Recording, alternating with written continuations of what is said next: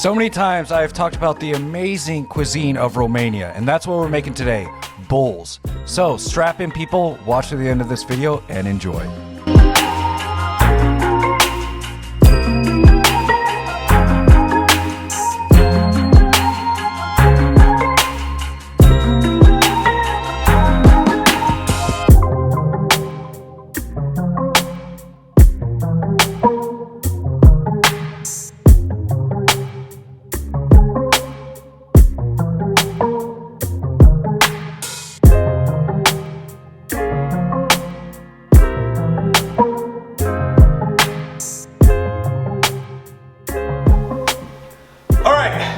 For today, I'm going to be making a Romanian dish called Bulz. And it is, yes, like it's pronounced very similar to bulls, like the animal, plural, you know, not singular. But I am going to be changing it up quite a bit. And I'm going to be changing it up because one thing is for certain, I do not have cabanush. And because I don't have cabanush, I'm going to be using kielbasa, which is very, very similar in taste and texture to cabanush. And I'm also going to be adding pancetta, not bacon. Why? Pancetta is so much better. And I'm not going to be cooking this over coals. This is often cooked over coals. And honestly, I want to make sure that all of you out there can make this yourself and you don't have to start a fire and have coals and all that stuff. So we're going to be making this so damn good. I cannot believe it. And I'm going to tell you right now, you are going to want to slap your mom when this is over. Don't slap your mom. Don't slap your mom. That's not right. But you're going to feel so damn good. And also, one more thing. You're going to get an awesome, damn good freaking sour cream sauce to go with this. So, without further ado, let's make this shit. Stay tuned. First, we're going to start with our sauce. So in a saucepan, I'm going to go ahead and add in about, 4 or 5 tablespoons of oil. That's avocado oil. Then 12 cloves of freshly peeled garlic. Now, I'm really just going to caramelize these, so I don't want the heat too high. So about medium to low heat. And then, yes, give them a nice flip and don't let them burn. Take them out as soon as you can because this is essential for our sauce here. Next, we're going to go ahead and mince this garlic into a bowl. You could always just roast it in the oven if that's what you want to do. I just chose to do it this way. Then I'm going to add in about 1.5 tablespoons of smoked paprika and then 1 tablespoon of black pepper, freshly ground, and the same for some kosher salt. Yes, kosher salt. Then 2 lemons, which I thought were seedless and they actually happen to have seeds. So I had to pull out the seeds, forgetting these ones weren't seedless. Usually I buy seedless if I can. So go ahead and pick those out if that happens, or use, a juicer, a lemon juicer, which would be a lot more intelligent, right? Then we're gonna go ahead and add in some awesome sour cream in here. I'm gonna use just 3 heaping dollops of sour cream. I don't know if I can say that on my channel, but I did. Then about 1 tablespoon of some freshly chopped dill. Then a little bit more avocado oil here, about 1 tablespoon here, and then give it a really nice mix. Set it in the fridge, and that is ready. But let's move on to the cheese. All right, so we have sheep cheese, and then we have Gruyère cheese that has black truffle in it, and this is gonna be so damn good. So let's get into this.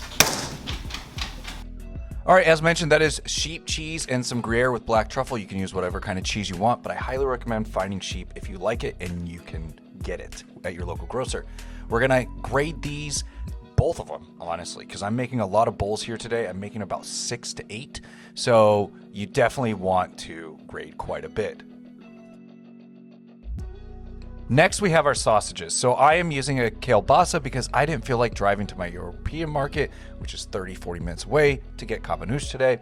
This is perfectly fine as a substitute. You can also use like an andouille sausage, something like that, or, just a standard sausage. I wouldn't recommend like an Italian sausage just because it's so fragrant, but you can go with that. If you want to, go with that. Go with what you can have.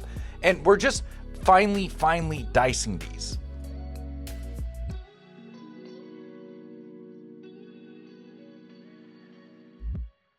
Next, into a pan, medium to low heat, we're gonna go ahead and add in our pancetta first. I'm going to use a total of 8 ounces. We're going to start with 4, and then I decided, hey, I want more pancetta, so I added a total of 8 by the end. But this is the same oil that we went ahead and caramelized that garlic in, so it's going to give it a really, really deep, delicious garlicky flavor.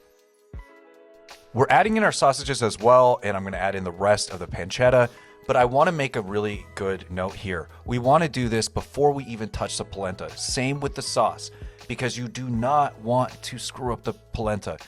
Even this, like we're trying to make sure that the sausages and the pancetta has a nice maillard, if I may say maillard, or if we want to call it sear, because we want that nice crispy texture.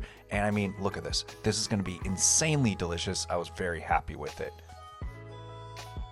I'm going to go ahead and start the polenta now. So in a pot, I'm going to go ahead and add about 8 to 9 cups of water here. You want to feel this one out because you want the cornmeal, the polenta, to be a little bit creamy. And we're going to definitely salt it like we salt our pasta water. Bring this to a boil, then add about 3 cups of cornmeal. You can add more along the way if you feel like it's not there yet, but you want to constantly be stirring this. You cannot walk away. This is over like medium to high heat, and you don't want to burn your pan, and you definitely don't want to mess this up. So stick with it, just keep stirring. It's only going to take about 15 minutes at max. Then take it off of the surface as soon as you feel like it has some good give it a quick stir and leave it alone. Then we're going to go ahead and take it once it's formed for a little bit. It takes about a few minutes. We're going to go ahead and spray down with some oil, cooking oil, a baking sheet, and then we're just going to layer all of that polenta on there. You see the consistency it has now? This is good.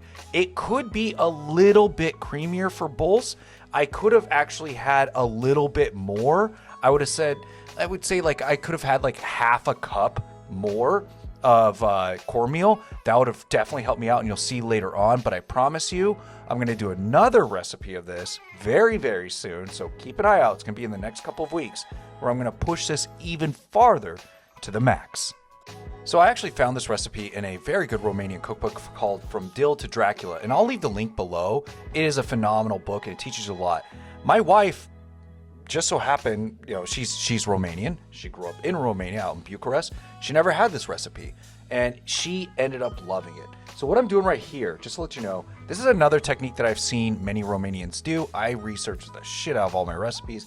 This helps the heat kind of escape a little bit so they can better form the Bulz. But what I'm doing right now is I am going to make these into equal cuts. So I'm looking about 4-inch cuts here. So I'm going 4 inches, 4 inches, 4 inches, 4 inches, and then I'm going to cut it down the center, making a total of 8 Bulz that I can create.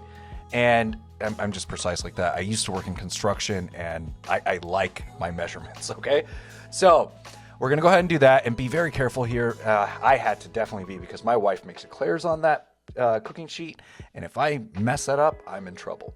So I'm going to go ahead and start forming these. So I'm going to lay out one piece, add some cheese, the cheese mixture there, then some meat and some more cheese. And I'm telling you, you can definitely push the cheese to the max.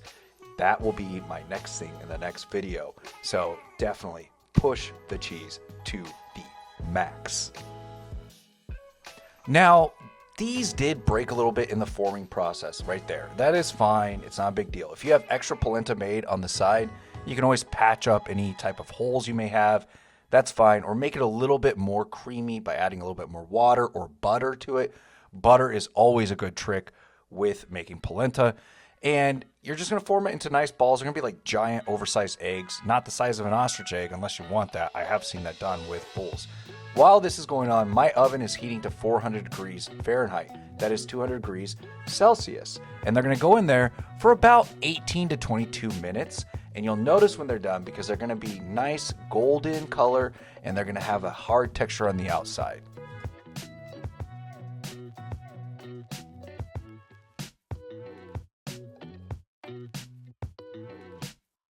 Now it is time to plate. So I'm going to go ahead and top this off with a nice sunny side up egg. You don't have to add it, but it is a nice touch. Then we're going to come through with some parsley, and then we're going to add our sauce to the side that we worked so hard on. And there you have it, people. A very easy, delicious Romanian recipe for you, your family, your loved ones. Romanian Bulz.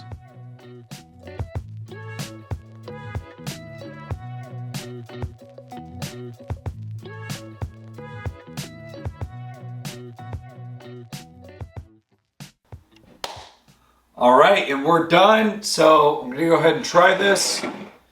It smells so damn good. There we are.